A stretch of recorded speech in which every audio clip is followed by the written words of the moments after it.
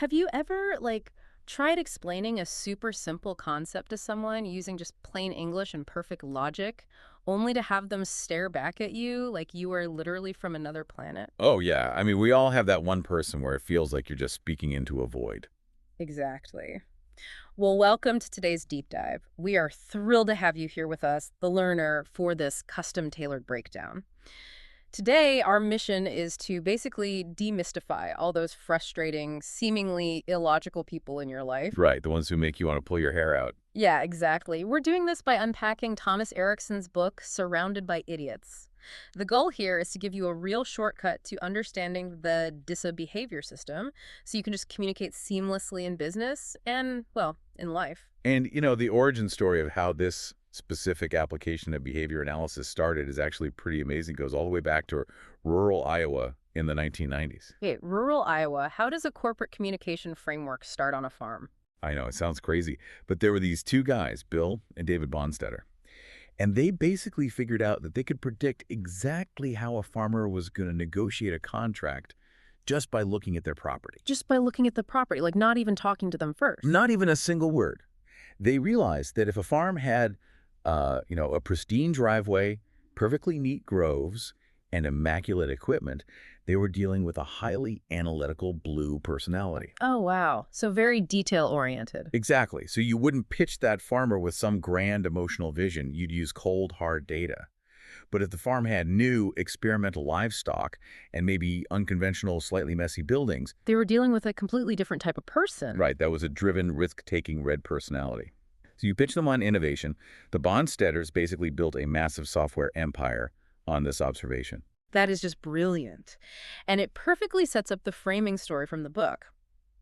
There's this 60-something entrepreneur named Stuer, highly successful guy, but he literally installed a red and green traffic light outside his office door. Wait, a literal traffic light? An actual functioning traffic light. Green meant you could enter, red meant stay away. And he firmly believed that his entire staff, across every single department, was just made up of total idiots. Because they didn't act exactly like him, I'm assuming. Hit the nail on the head. He thought anyone who didn't communicate exactly like he did was an idiot. But the core theme of our deep dive today is that an idiot is usually just someone whose communication style we haven't learned to decode yet. Yeah, and to understand why Studer's mindset is such a trap, we first have to understand where behavior actually comes from. Before we even try to categorize it. Right, because behavior isn't just random. No, not at all. The text breaks down human behavior like an onion. It has distinct layers. At the very center, you have your core values. These are deeply embedded, usually formed in childhood. So things like all people are equal or stealing is wrong. Exactly. They're nearly impossible to change. Then, the next layer out is our attitudes. These are formed by our experiences. Like the book mentions this relative who returns absolutely every single purchase she makes. Oh, yeah, sofas, sweaters, cars, everything. Right, because she genuinely believes 85% of salespeople are swindlers. That attitude was probably formed by being tricked in the past.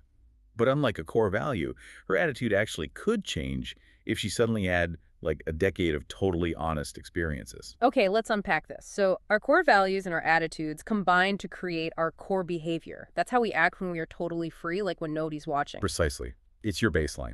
But then the outermost layer is our moderated behavior, the mask we wear in public. So it's like our core behavior is a smartphone's operating system, right? The iOS or Android running in the background. That's a great way to look at it. And the moderated behavior is just the specific app we open depending on the room we walk into. The professional app at work, the relaxed app at home. But the operating system itself never changes. I love that analogy. And the text actually gives us a formula for this. It's behavior equals F, in parentheses, P times SF. So behavior is a function of personality and surrounding factors. You got it. It's your operating system multiplied by the environment you're currently standing in. Which makes me wonder, if behavior is just this equation, is there really any behavior that is objectively wrong? Or is it just like the wrong tool for the job? What's fascinating here is that behavior patterns really are just like a toolbox. There is no inherently incorrect behavior pattern. So context really is everything. Completely. Think about a 30-pound sledgehammer. It is an amazing tool if you need to knock down a drywall partition. But it is an absolutely terrible tool if you're trying to hang a delicate picture frame. You're just going to destroy the wall. Exactly. The tool isn't broken, you're just using it in the wrong environment. Which transitions us nicely into unpacking these specific tools or colors in the DISA system. Let's do it. Let's start with the fast-paced extroverts, since they're the most visibly active tools in the box. So the D in DISA stands for dominance, which is our red profile. Right, the choleric temperament, if we're going back to Hippocrates. Yeah, the reds. These are the dominant, quick, task-oriented people. They are super ambitious and total rule breakers, like the story of Bjorn from the book. Oh, the bus lane guy. Yes. He casually drove his car in the dedicated bus lane for 20 miles every single day, just because he decided speed limits and traffic laws were merely recommendations. Because for a red, time is a finite, incredibly valuable resource. Mm. Idle time actually causes them physical pain. Bjorn happily paid the traffic fines because the time he saved was worth more to him than the money. That is a wild way to live. But that competitive nature really bleeds into how they treat people, too. Oh, absolutely. There's another anecdote about a CEO with a heavy red profile. They were having a friendly company soccer tournament, just for team building. Sounds harmless enough. You'd think so. Yeah. But this CEO was violently tackling his own employees on the field. And when they told him to calm down, he just pointed to the flyer and said, "It says tournament. Tournaments are for winning." Wow! Remind me never to play sports with a red. Right. And you can spot them through their body language, too. They maintain physical distance, use intense direct eye contact, and often point with their palms facing down. It's a subconscious gesture of pure authority. They definitely have a reputation for bluntness. Yeah, all right. But then we have the exact opposite extrovert. The I in DISA stands for inducement, which is the yellow profile. The sanguine communicators. Right. They are still fast-paced extroverts, but they are entirely relationship-oriented. They are these limitlessly optimistic, creative people. But actively reject negativity. Totally. Like the author's sister, Marita. It was pouring rain, the sky was pitch black, thunder everywhere, and she genuinely just laughs and insists the sun is coming out any minute. She just refused to see the storm. Which is great for morale, but it creates massive blind spots. Because yellows get their dopamine hits from the idea of a project or a new social interaction, not from actually finishing a task. So they have zero follow-through. Almost none. And they can be terrible listeners. For a yellow, thinking and speaking are the exact same function. They process the world out loud. Oh, like Peter the sales manager. Yes, that statistic is shocking. Mm. He went to a management meeting with a 19-item agenda. He was responsible for exactly one item. And didn't he speak for like nearly 70% of the meeting? 69%. He had an opinion on absolutely everything and just could not physically stop himself from talking. Here's where it gets really interesting to me. Both the reds and the yellows have massive egos, right? But they manifest so differently. Very different. It seems like a red will bulldoze you just to finish a task, while a yellow will talk your ear off just to build a relationship. How do other people even survive this? Well, if the world were only made of reds and yellows, it would be pure chaos. Yeah. Nothing would ever get done, and everyone would be exhausted. So we need counterweights. Exactly. This logically brings us to the reflective introverts. They actually make up the majority of the population. Let's look at the S in DISA, which is submission, or the green profile. These are the calm, reliable, relationship-focused team players, right? They desperately avoid conflict. Like Maja, the consultant from the text. Maj is the perfect example of a green. She just couldn't say no. People kept tossing her their forgotten work, and she ended up doing everyone else's administrative tasks just to keep the peace. And that highlights the dark side of green behavior. Because they prioritize group stability above everything else, they have a massive fear of change. Which can lead to some serious stubbornness. Oh, extreme passive-aggressive resistance. Look at Soon. He was a classic green who had a specific chair in the lunchroom. Right under that one painting. Yeah, and if someone else was sitting in it, he wouldn't say a word. He wouldn't ask them to move. He would just turn around, skip lunch, and let his entire day be ruined. He'd silently sulk for 8 hours just to avoid initiating conflict. Wait, but I have to ask, does a green's intense desire for, harmony actually create a more toxic environment long term? That is a phenomenal question, and the book addresses this with a pretty gross but accurate metaphor. The rotting pile of trash on the table. Oh. Imagine a group of greens sitting around a table with a decaying pile of garbage in the middle. No one wants to cause a fuss, so they just swat the flies away and pretend it smells fine. And eventually, it just gets completely unbearable. Exactly. When the conflict finally does erupt, it's way worse than if someone had just spoken up on day one. Trying to keep the peace guarantees a war later. That makes a lot of sense. So that leaves us with the final piece, the A in DISA, analytic ability. The blues. Right, our task-oriented introverts.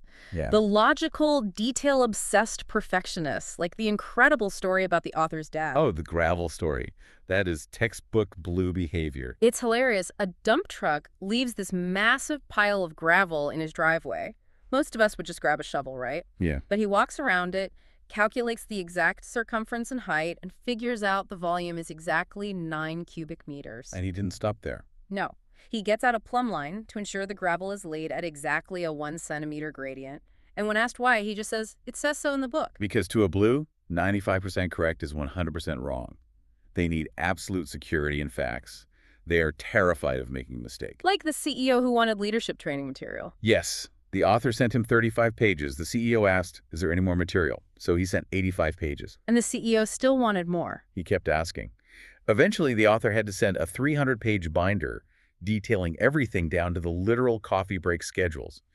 Only then did the blue CEO feel secure. People probably think blues are completely emotionless because of that. But they really aren't. The text compares them to the way the Aztecs viewed the sea. Quiet and still on the surface, but deeply active and churning underneath. They're just compiling the code before they hit enter. Exactly. So now we've laid out all these tools, these operating systems, but in the real world, we throw them all into the same project or family dinner. And that's where the collisions happen. I mean, think about a red and a green. A red's demand for blunt honesty has to absolutely crush a green. It destroys them. Mm. The red thinks they're just being efficient, but the green internalizes it as a devastating personal attack. The red walks away thinking it was a great meeting, and the green is ready to quit. And what about the other diagonal, a yellow and a blue? That is just as bad. A yellow is pitching this wild visionary project with exaggerated numbers, and the blue is sitting there internally screaming because the math is literally impossible. So the blue thinks the yellow is a careless windbag. And the yellow thinks the blue is a depressing pessimist trying to kill all the fun. They completely misunderstand each other. But wait, it's pretty rare to be just one color, right? Very rare. The text states that only about 5% of people are purely one color. 80% of people are actually a combination of two colors. So understanding the pure red or blue is just learning the basic recipe. Right. Real people are the fully baked cake. So what does this all mean? If I'm listening to this right now and I realize my boss is a heavy red and my partner is a deep green, what is my immediate next step? I can't change their operating system. If we connect this to the bigger picture, Yeah. the absolute golden rule of the DISA system is that communication happens on the listener's terms. On the listener's terms. Always. You cannot force a blue to act quickly on a gut feeling. And you cannot force a red to care deeply about the emotional nuances of your weekend. True intelligence here is adapting your transmission to their specific frequency. So if I want to pitch a blue, I bring organized data and risk assessments. Exactly. Answer their questions before they even ask them. And if I need to motivate a red? Give them a clear goal and completely get out of their way. Don't micromanage. Wow. It really is like taking the burden of translation onto yourself. Learning this DISA language is basically like learning Spanish. Reading the book or listening to this deep dive gives you the vocabulary, but you aren't fluent yet. No, you have to practice. You have to go out into the wild, observe the body language, and listen to how people construct their arguments. It takes time, but it reduces interpersonal friction so much. Which leaves you, the listener, with a final lingering thought to chew on today. The next time you're in a meeting or a family gathering and you find yourself frustrated thinking you are surrounded by absolute idiots, Take a breath. take a breath and ask yourself, which color mask are you wearing right now? Are you swinging a sledgehammer in a room that needs emotional glue? And more importantly, could your specific color be the exact reason the person across from you is looking at you and thinking the exact same thing?